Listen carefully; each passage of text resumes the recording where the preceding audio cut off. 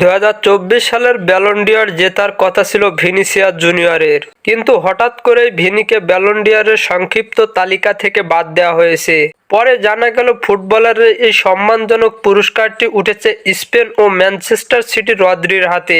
এই ঘটনায় ব্যালন ডি'অরকে প্রত্যাখ্যান করেছে রিয়াল মাদ্রিদ। ব্যালন ডি'অরের সেই অনুষ্ঠানে উপস্থিত হয়নি রিয়াল মাদ্রিদের কেউই। ভিনিসিয়াসের সাথে এমনটি করায় বেশ ক্ষুব্ধ হয়েছে বিশ্বের সফলতম ক্লাবটি। রিয়ালের দাবি 2024 সালের ব্যালন ডি'অর পাওয়ার জন্য সবচেয়ে বেশি যোগ্য ছিল ভিনিসিয়াস জুনিয়র। এবার স্প্যানিশ মার্কা প্রতিবেদনে জানিয়েছেন এক চাঞ্চল্যকর তথ্য। মার্কার ভাষায় রিয়াল মাদ্রিদে ব্যালন ডি'অর নিষিদ্ধ কিছু, অর্থাৎ রিয়াল মাদ্রিদের ব্যালন ডি'অর নিষিদ্ধ।